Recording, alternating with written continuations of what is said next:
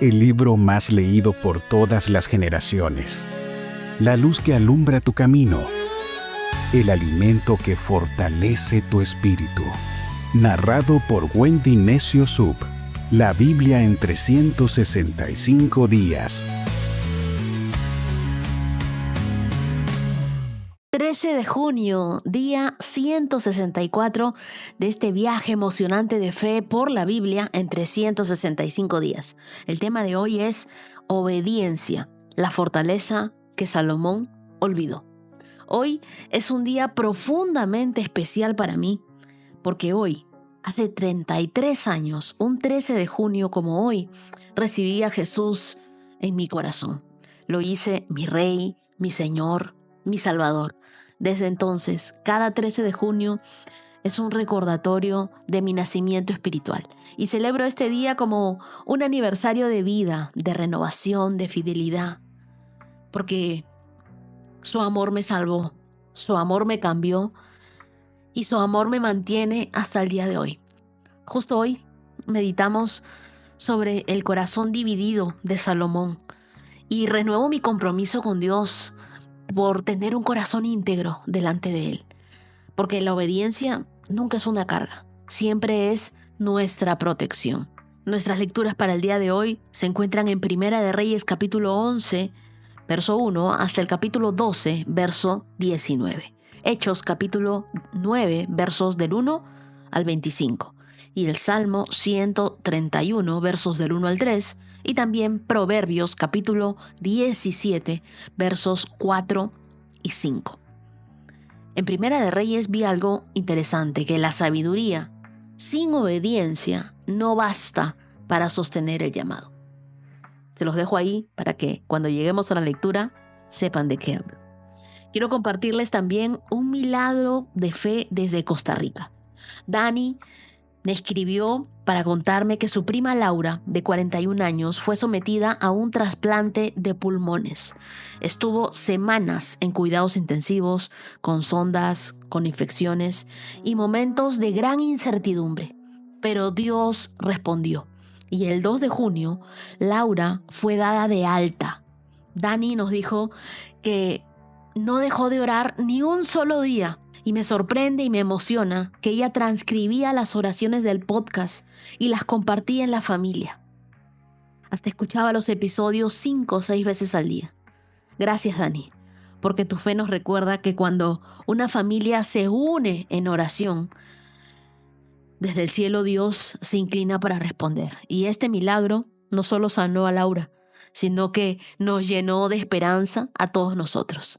Enviamos nuestros mejores deseos y oraciones para Laura y le pedimos a Dios una restauración total en su vida. Y quiero contarles también que el día de ayer yo grabé el episodio, terminé cerca de la medianoche, lo subí y un oyente desde Berlín me avisó que se escuchaban voces en inglés en el audio y yo no hablo inglés. Ni tampoco hemos traducido el podcast, así que tuve que borrar el episodio, volverlo a subir cerca de las 2 de la mañana, pero aprendí algo, que cuando hay oposición es porque la palabra va a traer transformación. Así que si en algún momento algún episodio falla, escríbeme, y si no funciona en una plataforma, busca en la otra, pero que nada nos separe de nuestro tiempo especial con Dios. Ahora sí, prepárate para un episodio que nos va a retar a no mezclar a Dios con ídolos modernos y a cuidarnos de no tener pequeñas permisiones por el amor. Y recordar que el éxito sin fidelidad es solo una caída disfrazada. Acompáñame en una oración. Dios, hoy te damos gracias por cada 13 de junio, por cada día, porque hoy puede ser el nuevo comienzo también para la vida de alguien. Danos un corazón fiel, sensible, obediente.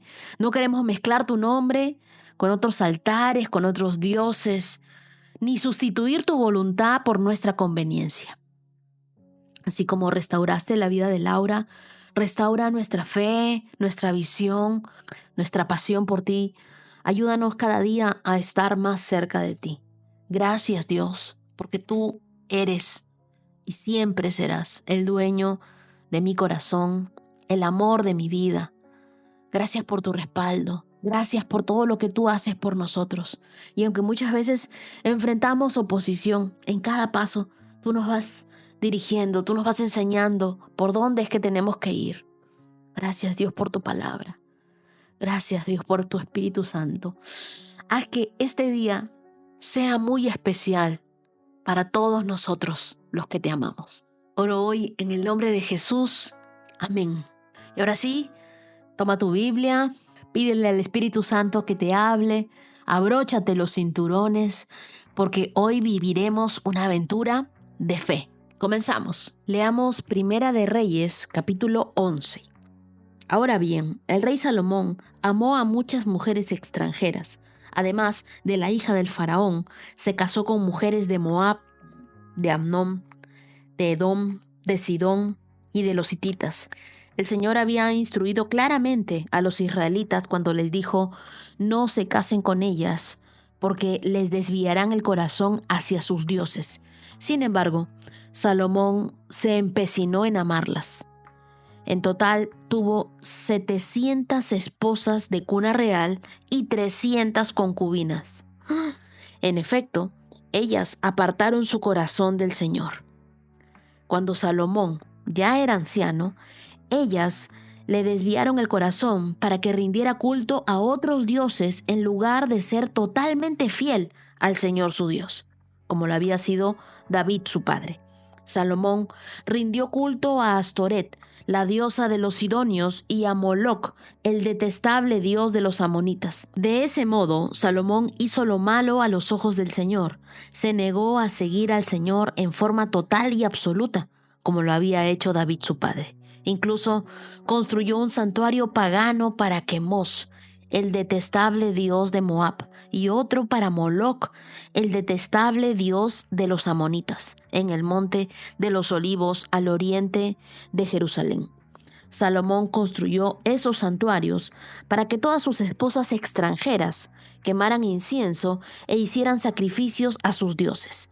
El Señor estaba muy enojado con Salomón porque su corazón se había apartado del Señor, Dios de Israel, quien se le había aparecido 2 veces y le había advertido a Salomón específicamente que no rindiera culto a otros dioses. Pero Salomón no hizo caso al mandato del Señor. En consecuencia, el Señor dijo: ya que no has cumplido mi pacto y has desobedecido mis decretos, ciertamente te arrancaré el trono y se lo daré a uno de tus siervos. Pero por amor a tu padre David, no lo haré mientras vivas, sino que le quitaré el trono a tu hijo. Y aún así, no le quitaré el reino entero, lo dejaré ser rey de una tribu por amor a mi siervo David y por amor a Jerusalén, mi ciudad escogida. Entonces el Señor levantó a Hadad, el edomita, quien era miembro de la familia real de Edom, para que fuera adversario de Salomón. Sucedió que años atrás David había derrotado a Edom y a Joab, el comandante del ejército, se había quedado para enterrar a unos soldados de Israel que habían muerto en batalla. Mientras estaba allí, mataron a todos los varones de Edom. Joab y el ejército de Israel se quedaron durante 6 meses hasta que acabaron con todos.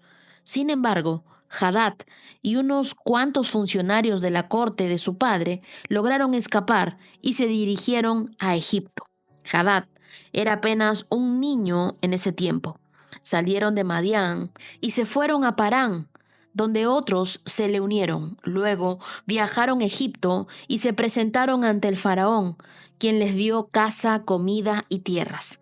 El faraón se encariñó con Hadad y le dio en matrimonio a su cuñada, la hermana de la reina Tapenes. Ella le dio un hijo a quien llamaron Genubat. Tapenes lo crió en el palacio del faraón entre los propios hijos del faraón.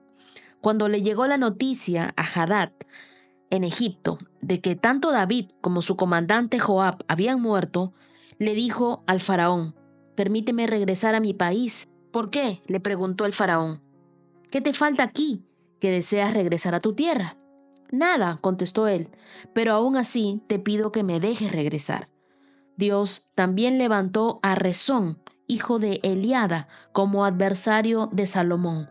Rezón había huido de su amo, el rey Hadad Ezer de Soba, y había llegado a ser líder de una banda de rebeldes.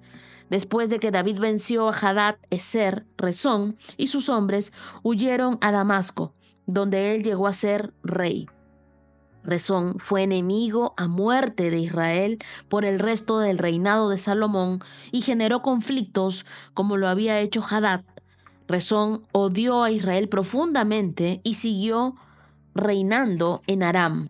Otro líder rebelde fue Jeroboam, hijo de Nabat, uno de los propios funcionarios de Salomón. Provenía de la ciudad de Sereda, en Efraín, y su madre era una viuda llamada Serúa. Esta es la historia que explica su rebelión. Salomón estaba reconstruyendo los terraplenes y reparando las murallas de la ciudad de su padre David. Jeroboam era un joven muy capaz. Cuando Salomón vio lo diligente que era, lo puso a cargo de los trabajadores de las tribus de Efraín y Manasés, los descendientes de José. Cierto día, mientras Jeroboam salía de Jerusalén, el profeta Ahías de Silo se encontró con él en el camino. Ahías tenía puesto un manto nuevo. Los dos estaban solos en el campo. Cuando Ahías tomó el manto nuevo que llevaba puesto, lo rompió en 12 pedazos. Luego le dijo a Jeroboam: toma 10 de estos pedazos, porque el Señor, Dios de Israel, dice: estoy a punto de arrancar el reino de manos de Salomón y te daré a ti 10 de las tribus. Pero le dejaré una tribu a Salomón por amor a mi siervo David y por amor a Jerusalén, la ciudad que he escogido entre todas las tribus de Israel. Pues Salomón se ha apartado de mí y rindió culto a Astoret, la diosa de los sidonios, a Quemos, dios de Moab, y a Moloc, dios de los amonitas. Salomón no ha seguido mis caminos ni ha hecho lo que me agrada. Tampoco ha obedecido mis decretos y ordenanzas como lo hizo su padre David. Sin embargo, no le quitaré todo el reino a Salomón por ahora, por amor a mi siervo David, a quien yo escogí y quien me obedeció mis mandatos y decretos. Mantendré a Salomón como líder el resto de sus días, pero le quitaré el reino a su hijo y te daré a ti 10 de las tribus. Su hijo tendrá una tribu para que los descendientes de David, mi siervo, sigan reinando y como una lámpara brillen en Jerusalén, la ciudad que he escogido para que sea el lugar para mi nombre. Te pondré a ti en el trono de Israel y gobernarás todo lo que tu corazón desee. Si prestas atención a lo que te digo y sigues mis caminos y haces todo lo que yo considero correcto, si obedeces mis decretos y mandatos como lo hizo mi siervo David, entonces siempre estaré contigo. Estableceré una dinastía duradera para ti, como lo hice con David, y te entregaré Israel. Por causa del pecado de Salomón, castigaré a los descendientes de David, aunque no para siempre. Salomón intentó matar a Jeroboam, pero él huyó a Egipto, donde reinaba Sisac, y se quedó allí hasta la muerte de Salomón. Los demás acontecimientos del reinado de Salomón, como todos sus logros y su sabiduría, están registrados en el libro de los Hechos de Salomón. Salomón gobernó en Jerusalén a todo Israel durante 40 años. Cuando murió, lo enterraron en la ciudad de David, la cual llevaba ese nombre por su padre. Luego, su hijo Roboam lo sucedió en el trono. Primera de Reyes, capítulo 12. Roboam fue a Siquem, donde todo Israel se había reunido para proclamarlo rey. Cuando Jeroboam, hijo de Nabat, se enteró de esto, regresó a Egipto, donde había huido para escapar del rey Salomón. Entonces, los líderes de Israel mandaron a llamar a Jeroboam, y él, junto con toda la asamblea de Israel, fueron a hablar con Roboam. Su padre fue un amo muy duro, le dijeron. Alivie los trabajos tan pesados y los impuestos tan altos que su padre impuso sobre nosotros. Entonces seremos sus leales súbditos. Roboam les respondió: denme 3 días para pensarlo. Luego regresen y les daré una respuesta. Entonces el pueblo se retiró. Después, el rey Roboam consultó el asunto con los ancianos que habían sido consejeros de su padre Salomón. ¿Qué me aconsejan ustedes?, les preguntó. ¿Cómo debo responder a este pueblo? Los consejeros ancianos contestaron: si hoy se pone al servicio de este pueblo y les da una respuesta favorable, ellos serán sus leales súbditos. Sin embargo, Roboam rechazó el consejo de los ancianos y pidió, en cambio, la opinión de los jóvenes que se habían criado con él y que ahora eran sus consejeros. ¿Y qué me aconsejan ustedes?, les preguntó. ¿Cómo debo responder a esta gente que me pide que alivie las cargas que impuso mi padre? Los jóvenes contestaron: así debería responder a esos que se quejan de todo y que quieren una carga más liviana. Mi dedo meñique es más grueso que la cintura de mi padre. Es cierto que mi padre les impuso cargas pesadas, pero yo las haré aún más pesadas. Mi padre los golpeaba con látigos, pero yo los azotaré con escorpiones.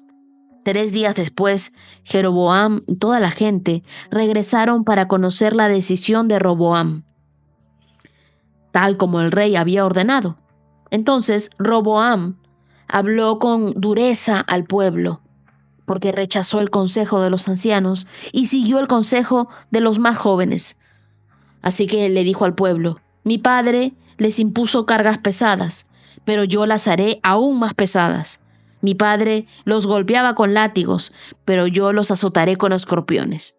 Por lo tanto, el rey no prestó atención al pueblo. Este giro en la historia ocurrió por voluntad del Señor, porque cumplía el mensaje que el Señor le había dado a Jeroboam, hijo de Nabat, por medio del profeta Ahías de Silo. Cuando todos los israelitas se dieron cuenta de que el rey no iba a hacerles caso, respondieron: abajo la dinastía de David. No nos interesa para nada el hijo de Isaí. Regresa a tu casa, Israel, y tú, David, cuida de tu propia casa. Entonces el pueblo de Israel regresó a casa, pero Roboam siguió gobernando a los israelitas que vivían en las ciudades de Judá. Luego el rey Roboam envió a Adoniram, a quien estaba a cargo del trabajo forzado, a restaurar el orden, pero el pueblo de Israel lo apedreó a muerte. Cuando el rey Roboam se enteró enseguida, subió a su carro de guerra y huyó a Jerusalén. Hasta el día de hoy, las tribus del norte de Israel se han negado a ser gobernadas por un descendiente de David. Hasta ahí terminó nuestra lectura de Primera de Reyes, capítulo 11. Salomón era el rey más sabio y esplendoroso de Israel, y termina su reinado no en sabiduría, sino en desobediencia. Y qué triste, ¿verdad? Cuando uno está comenzando a amar a alguien por todo lo bueno, por todo lo lindo, y se da con una decepción, con una desilusión. El hombre que comenzó su liderazgo con oración, con temor de Dios, lo termina con ídolos, con alianzas tóxicas. La sabiduría te lleva lejos, pero si tu corazón se desvía, ninguna inteligencia podrá sostenerte. El capítulo 11 nos muestra cómo el corazón dividido de Salomón no solo se aparta de Dios, sino que fractura el reino, que una vez fue unificado bajo David. Me sorprendió mucho el verso 1 y la forma en cómo comienza: las esposas de Salomón. Ahora bien, el rey Salomón amó a muchas mujeres extranjeras. Además de la hija del faraón, se casó con mujeres de Moab, de Amón, de Edom, de Sidón y de los hititas. No se trata solo de un romanticismo. La frase amó a muchas mujeres extranjeras refleja que Salomón no solo importó princesas, sino que también sus dioses. Entre ellos aparecen nombres específicos que Dios había prohibido. Astoret. ¿Quién es Astoret? La diosa de la fertilidad y la guerra de los sidonios. Sus rituales incluían orgías religiosas, prostitución. Era un culto sensual diseñado para seducir. Luego aparece Moloc, dios de los amonitas. A él se le ofrecían sacrificios humanos, incluyendo niños. Los quemaban vivos en hornos de bronce. Era un culto cruel, era algo sangriento, profundamente detestable. Y por último, Quemos, el dios moabita de la guerra y de la destrucción. Se creía que exigía violencia para otorgar favor militar. ¿Por qué estos dioses eran tan abominables para Dios? Porque representaban una perversión total del carácter santo del Creador. Y Dios es 3 veces santo.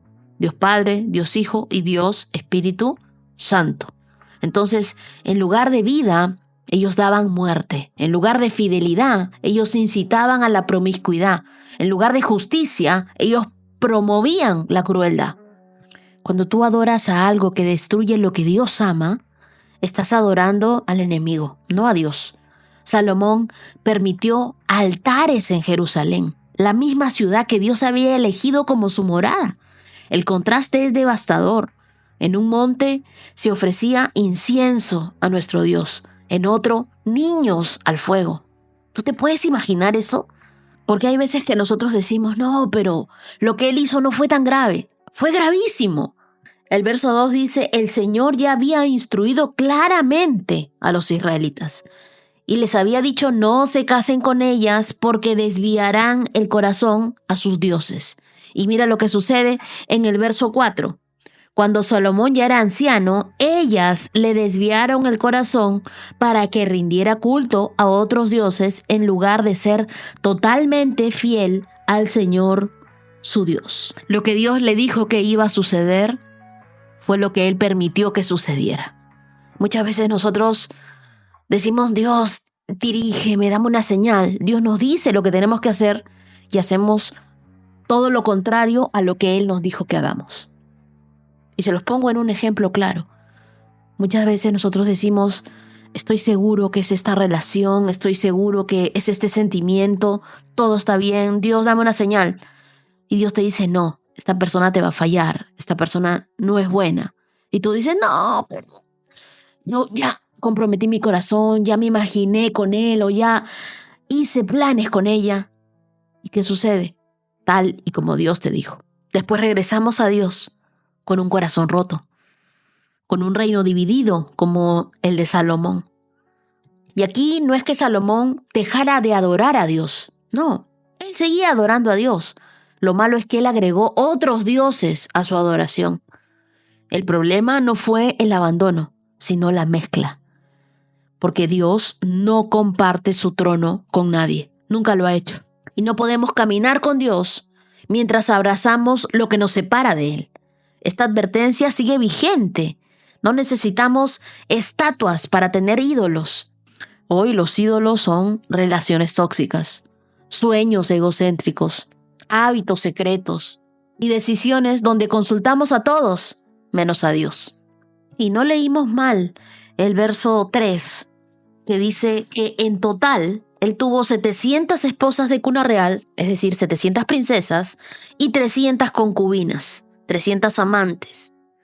Un total de 1000 mujeres. Y dice, en efecto, ellas apartaron su corazón del Señor. Estas mujeres, estas 1000 mujeres, no fueron solo relaciones sentimentales o políticas. Representaban alianzas con pueblos paganos y la entrada a cultos y a ídolos ajenos al pueblo de Dios.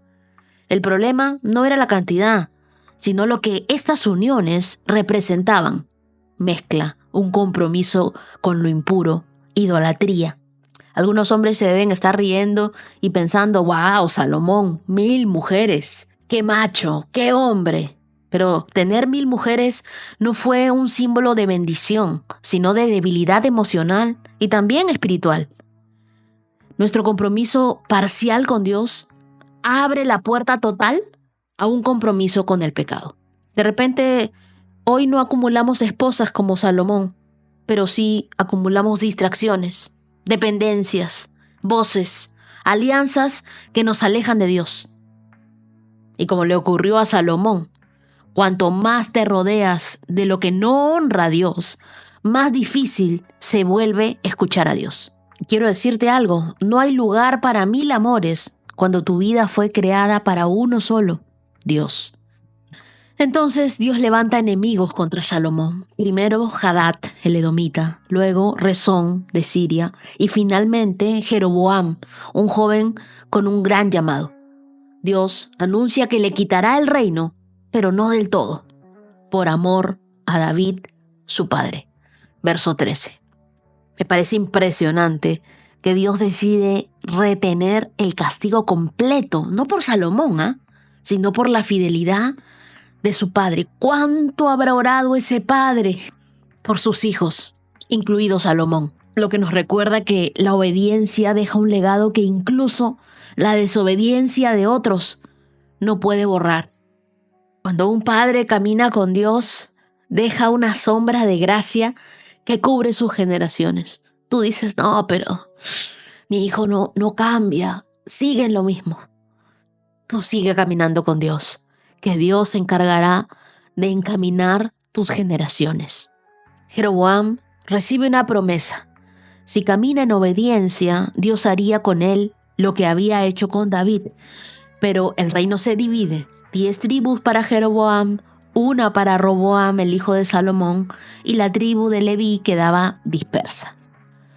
Todo esto pudo evitarse si Salomón hubiese entendido que el liderazgo no se sostiene con éxito, sino con obediencia. Tú puedes tener fama, poder, sabiduría, pero si pierdes la sensibilidad espiritual, tu comunión con Dios y dejas de poner a Dios primero, lo perderás todo.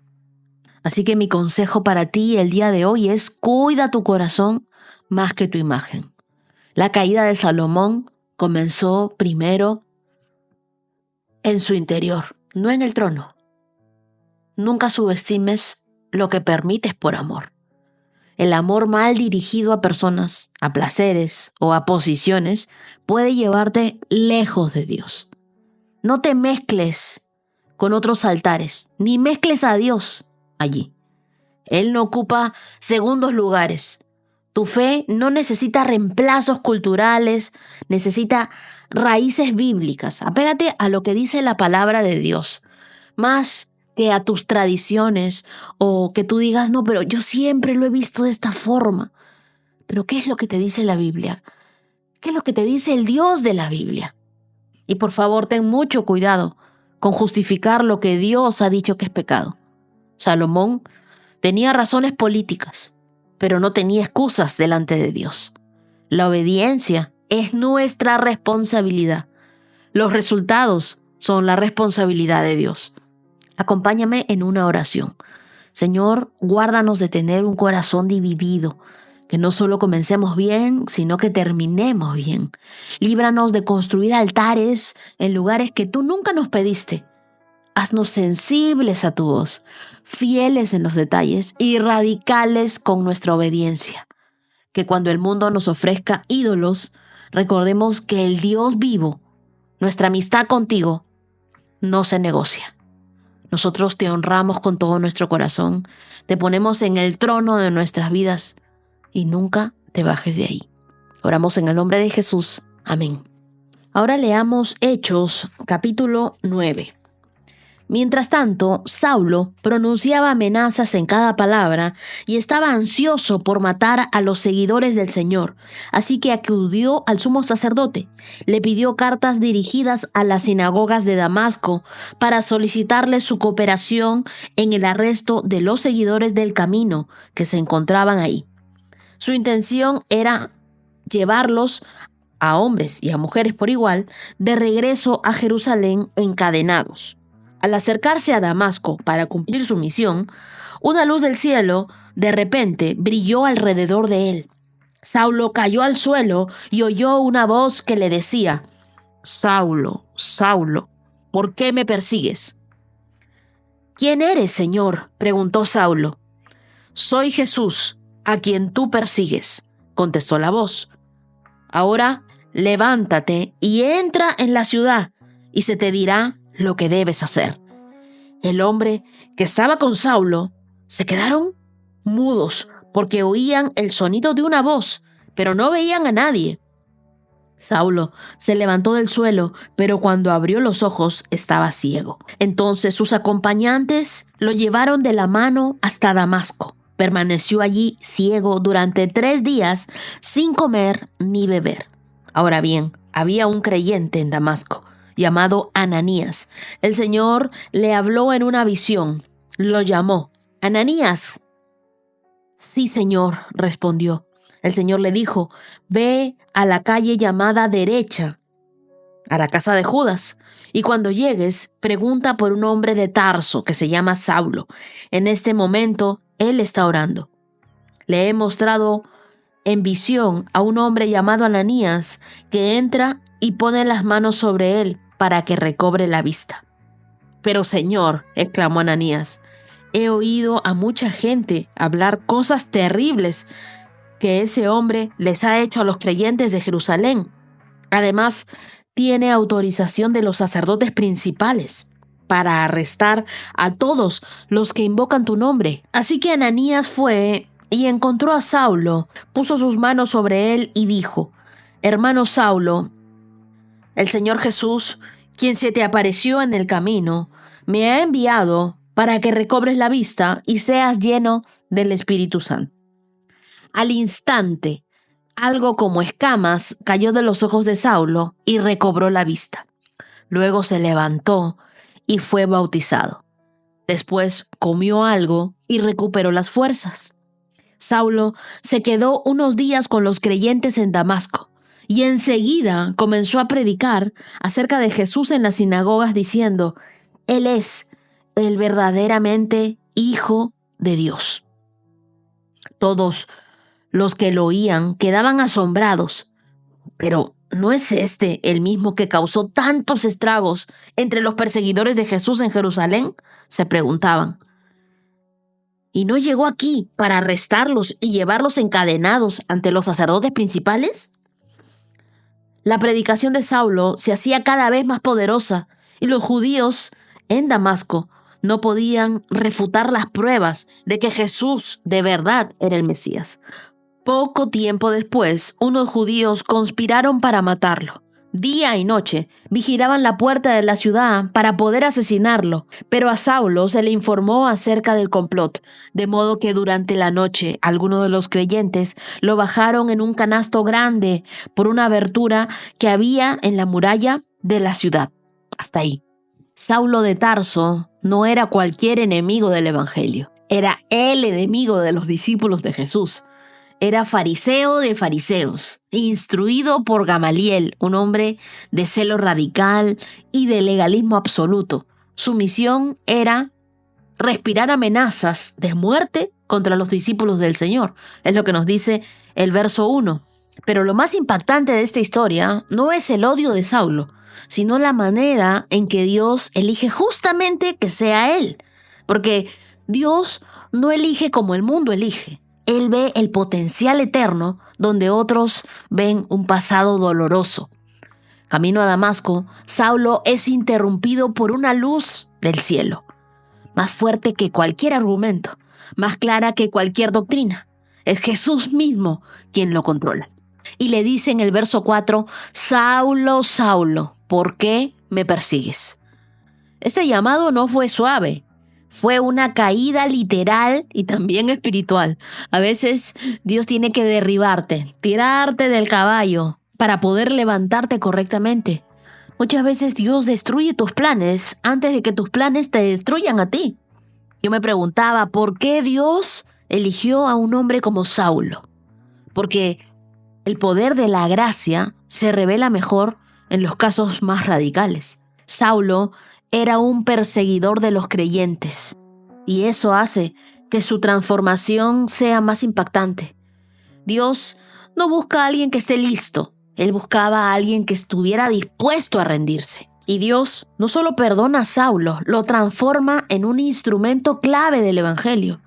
Lo deja ciego temporalmente para enseñarle a depender de Él.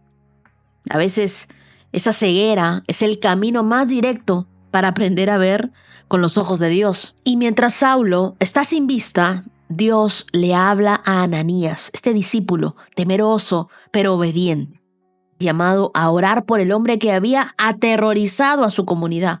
¡Qué prueba de fe y de perdón! Y mira lo que le dice Dios en el verso 15. «Ve, porque Él es mi instrumento elegido para llevar mi mensaje a los gentiles, a los reyes y también al pueblo de Israel. Dios no solo transforma a Saulo, también transforma a Ananías. Tú te preguntarás por qué. Porque el perdón que Ananías libera hacia Saulo es la llave que desbloquea el ministerio de Pablo. Cuando Dios te pide amar a alguien que te hizo daño, no es para validarlo, sino es para liberarte a ti.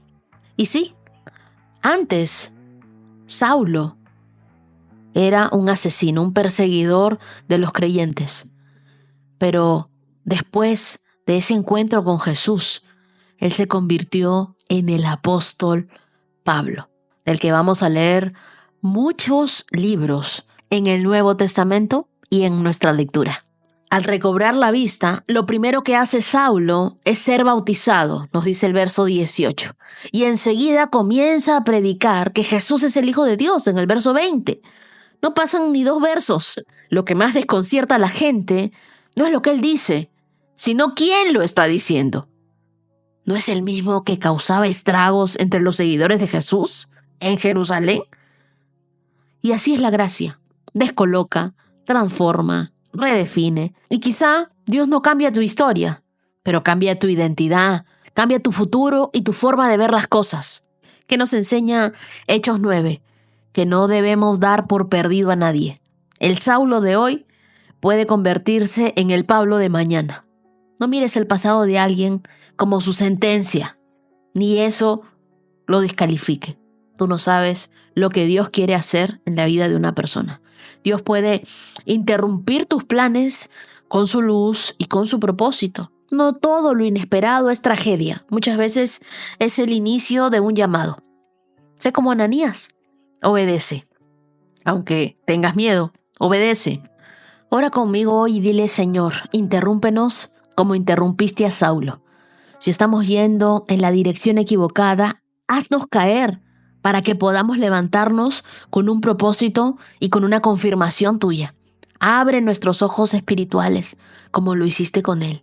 Y si nos toca ser Ananías, danos el valor para obedecer, incluso cuando no entendemos.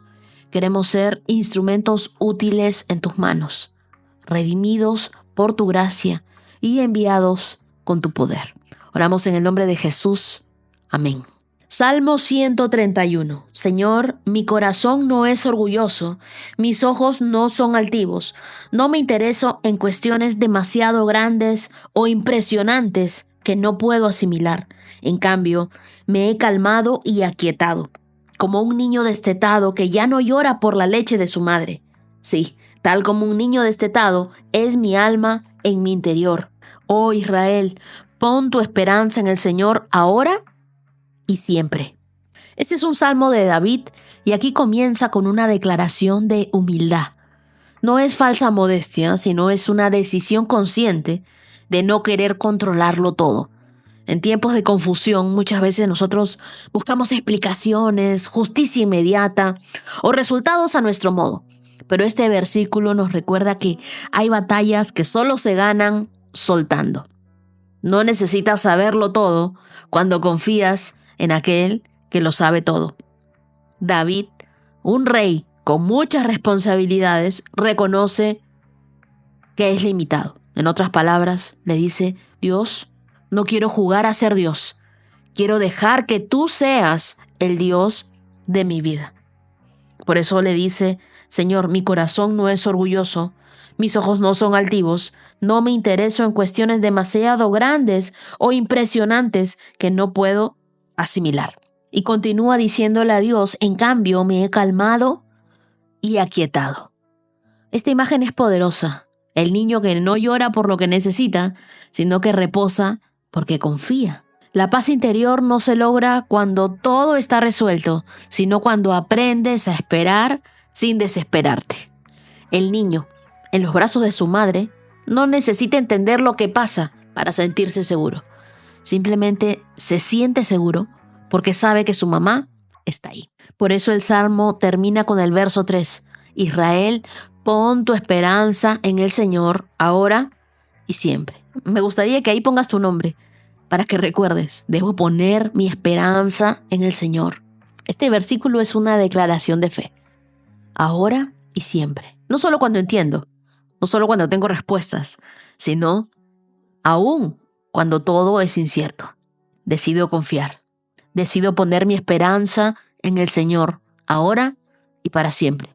Por eso te dije, pon tu nombre ahí. Y ahora que ya pusiste tu nombre, deja de querer explicarlo todo.